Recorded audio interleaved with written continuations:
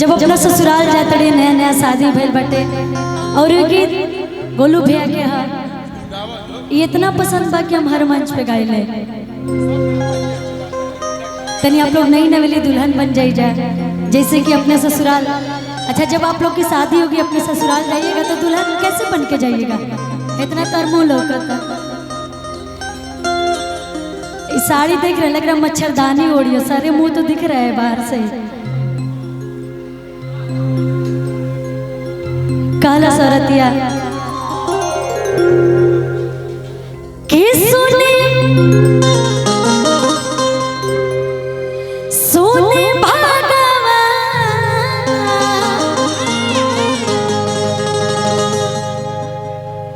के सुने सोने भागवा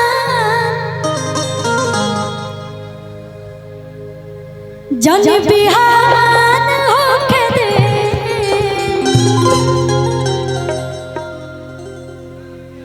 के सुने सोने भागवा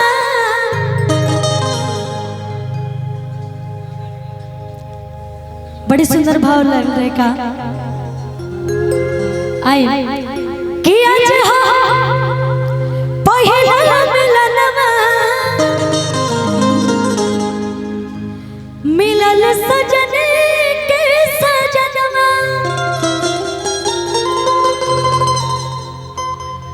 हमर अंग गुलाब नियन खिलल बदनवा सुनी सुनी भगवान जन बिहान होके दे आज राजा जी के कुरल में जवन होके दे आज राजा जी के कुरल में जवन होके दे आज हो पहिला मिलनवा मिलल सजन के सजनवा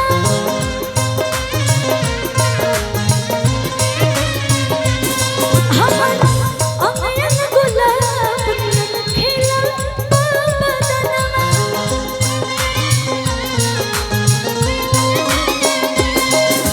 सुनी सुनी भगवान जन बिहान होके दे सुनी सुनी भगवान जन बिहान होके दे आज राजा जी के कुरवे में जवन होके आज राजा जी के कुरवे में जवन होके दे। क्या बात है ये जब घुंघटा उठाए हमरा लाज लागता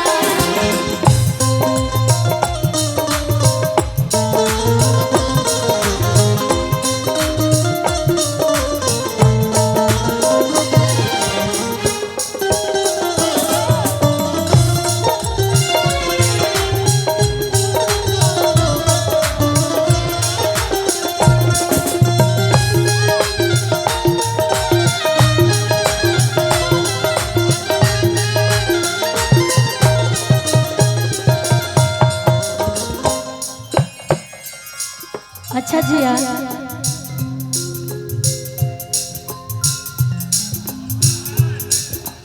शादी हो गए भाई आपका राउर शादी हो गई बा आपका बेटा भी है बहुत बहुत धन्यवाद।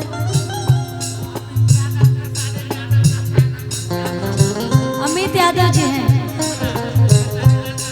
अच्छा खेसारी भैया के फैन अमित यादव जी बहुत ही सुंदर बहुत ही अच्छा थैंक यू सो मच आपको। कि सुनी सुनी भगवान जन बिहान होके दे सुनी सुनी भगवान जन बिहान होके दे आज राजा जी के कुरल में जवन होके दे आज राजा जी के कुरल में जवन होके छोटा राजा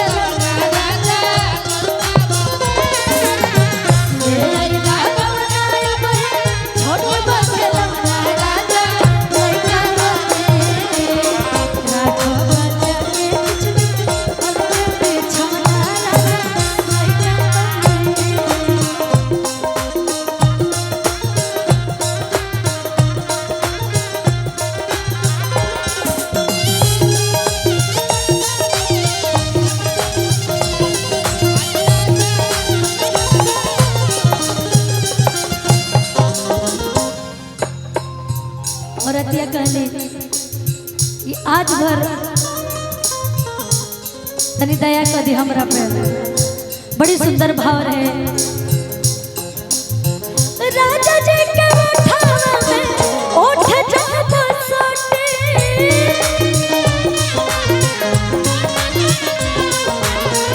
राजा जी के उठावा में उठ जब सोटे,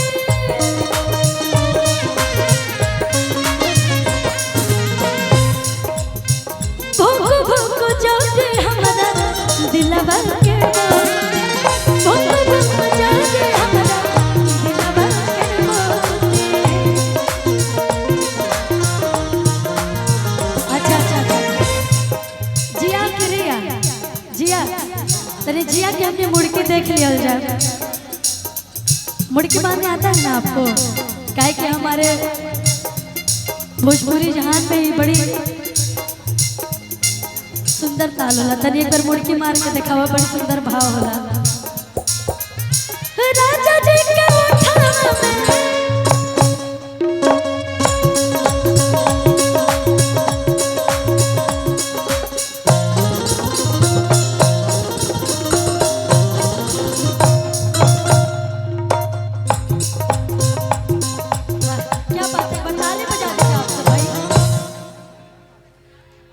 लेकिन हम दोनों लोग से ट्राई करवाएंगे एक एक करके, क्योंकि यहाँ हमारे जज बैठे हुए हैं सामने, वो लोग जज करेंगे कि कौन सबसे अच्छा मुड़के मार रही है। तो पहले जिया जी, जिया नाम है ना आपका, चलिए जिया जी पहले दिखाएंगे, उसके बाद रिया दिखाएंगे।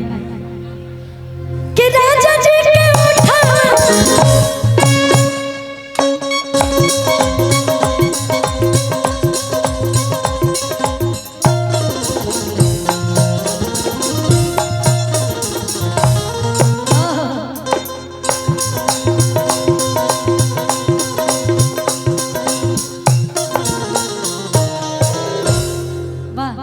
अभी जज ना करके जब दोनों जने की देख लो कि तब तू रिया तू अब है ना।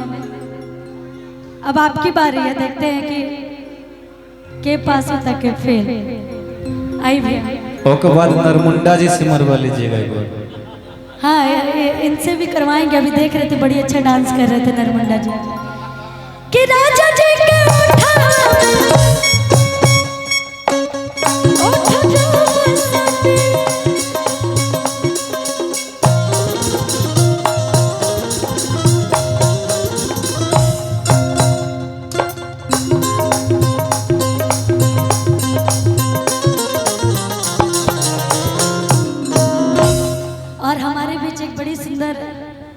नरमुंडा प्रेमी में बोलूंगी।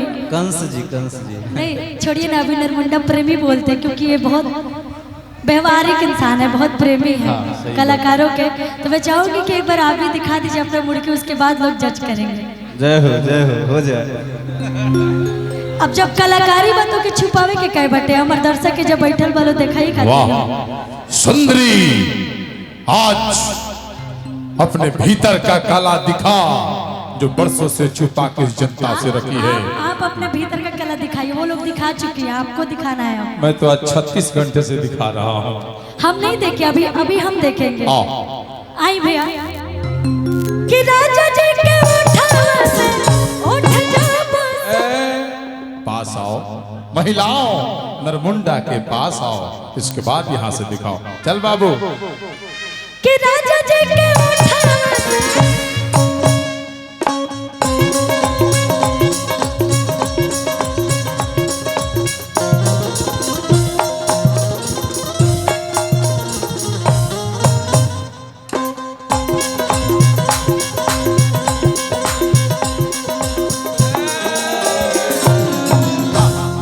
हार गई तुम आओ।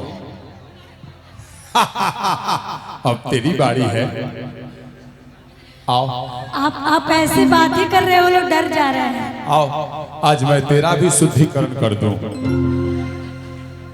आज तेरा भी शुद्धिकरण करूंगा, उसके बाद प्रातः काल होते ही मैं तुम्हारे कक्ष में आके विश्राम करूंगा।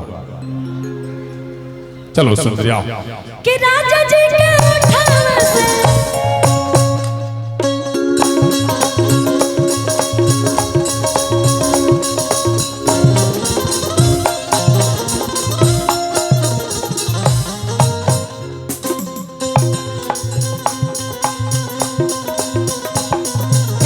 जोरदार ताली बजा दीजिए आप लोग नरमुंडा प्रेमी जी के लिए।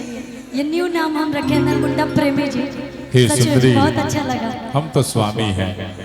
नहीं आप प्रेमी है, मुझे प्रेमी नजर आता है तो इसलिए चलेगा प्रेमी चलेगा बोलती सब चलेगा। आइए जाओ। हूँ। कि राजा जी के उठ जा बसते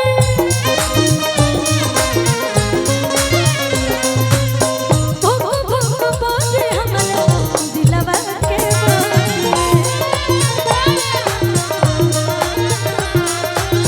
भुक भुक बोले हमरा दिलवा के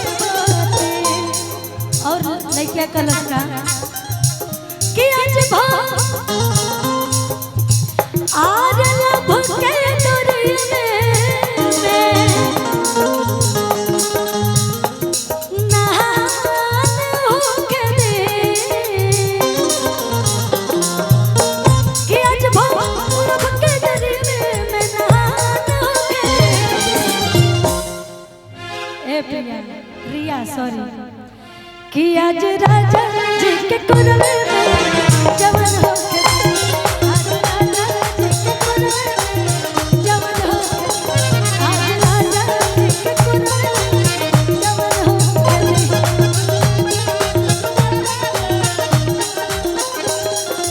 झुमके वाले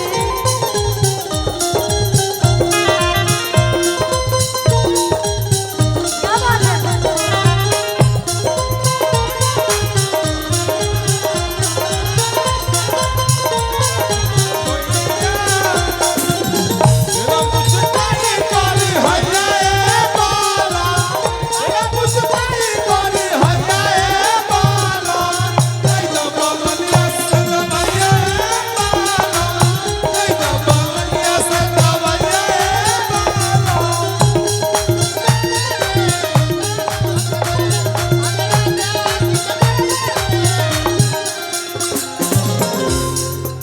और औरतिया का काला लास्ट लाइन है गाना के ओकरा बाद से हम निहाल जी के झाम के निहाल जी आप आए रोवा करके नहीं पिया कोरा जब उठाए हैं रोवा करके नहीं पिया कोरा जब उठाए हैं इतना अपने में सब कुछ कर लेता नीलू भाई लालन भोजपुरी जब बात में सुनते हैं भोजपुरी जब बात में सुनते हैं और गलत का की गोलू कि आज गोलू राजा के